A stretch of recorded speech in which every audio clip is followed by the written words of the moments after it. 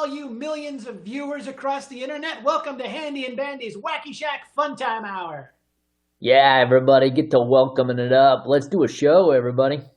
This is my brother Bandy. This is my brother Handy.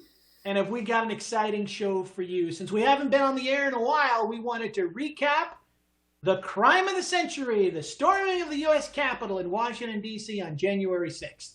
Yeah, those people really showed people how to lead the nation by rubbing poop on everything. Mm-hmm. That's what leadership is. And what has been sadly and grossly neglected is the attention to the fashion that had to do with the storming of the Capitol. What we're calling fashion fascists.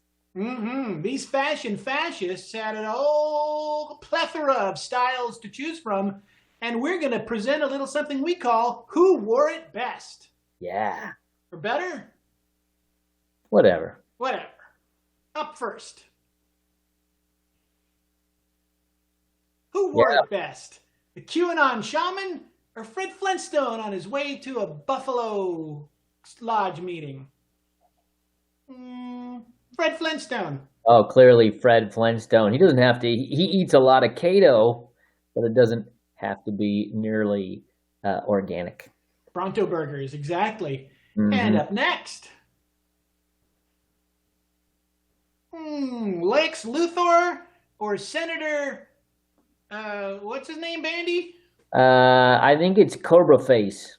Rick Scott, Cobra Face. You gotta give it to Lex Luthor. Yeah, he looks good, doesn't he? And he's not so slimy. No, I like the periwinkle. Yeah, some color, a little dash of color. And finally, who wore it best? Zip tie guy or Bane? I gotta give this one to zip tie guy because he's better acclimated for the weather. Yeah.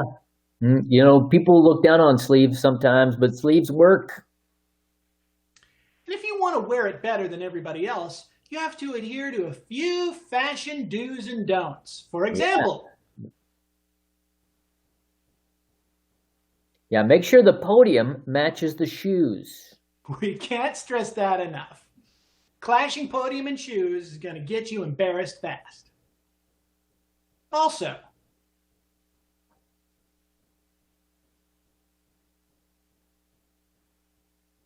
never, ever, ever bring your mother to a treasonous crime. Yeah, your mom needs to do better things than be dumb and rub poop on things. Hey, zip tie guy, guess who did not bring their mother to a crime? Bane. Thank you for showing up on our program, Bane's mother. Oh, you're welcome. She talked to me. Yeah? What'd she say? She said you're welcome. Wow. And thus concludes our look at the fashion do's and don'ts of the crime of the century. And now let's talk about movies we haven't seen yet.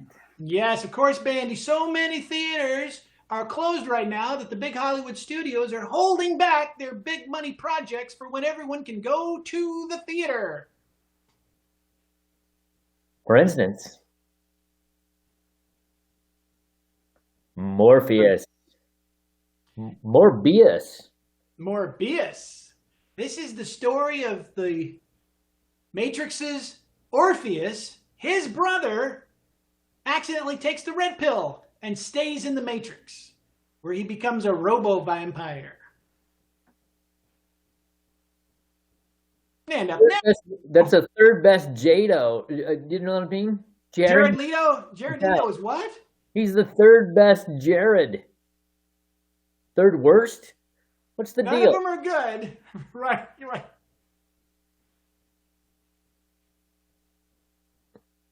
A Quiet Place. Well, because theaters are going to be a quiet place until the pandemic's under control, they're going to put this one off. You know the original name of this? Shut It. That, of course, is back when Kevin James was attached to the project. Yeah, different project. And up next, West Side Story. I would save my money. This is just a tired rehash of Romeo and Juliet, from what I've heard. Yeah, and then if you got the time, listen to the Pet Shop Boys, East Side Girls, and you get the entire story basically. A much better musical sequel. Right. And up next, Avatar. Bandy and I are of two different opinions. I think this is going to be the best Blue Man Group movie ever made. And I think of this being like Smurfs for adults. You know, they don't live in mushrooms. They live in a big old tree. I'm kind of hoping you're right about this, Bandy. I know. Think about it. There's a lot of Smurfettes. And up next, Ghostbusters Afterlife. It's a modern tale, and the song goes, "Who you gonna text?" And I think we might have one more. The Batman, starring Robert Pattinson. I have a feeling this is just the long-awaited final installment of the Twilight series, where Edward forgets how to change back. And he's just a bat.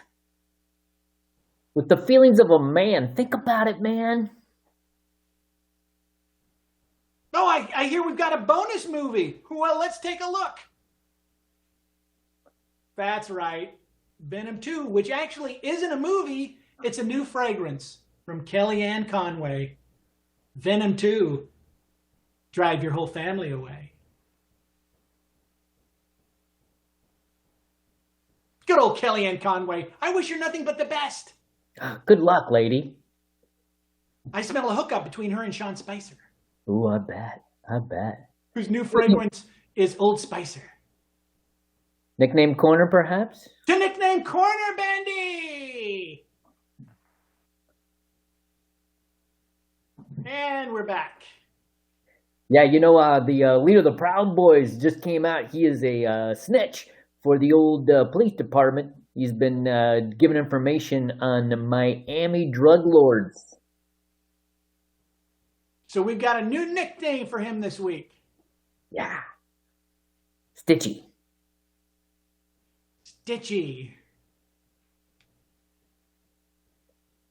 Well, I saw Goodfellas. He'll probably be okay. He'll be just fine. People love that. Enjoy, everybody. Thanks for joining us. Great to see you, Bandy. We'll see you next time for Handy and Bandy's Wacky Shack Fun Time Hour. Enjoy.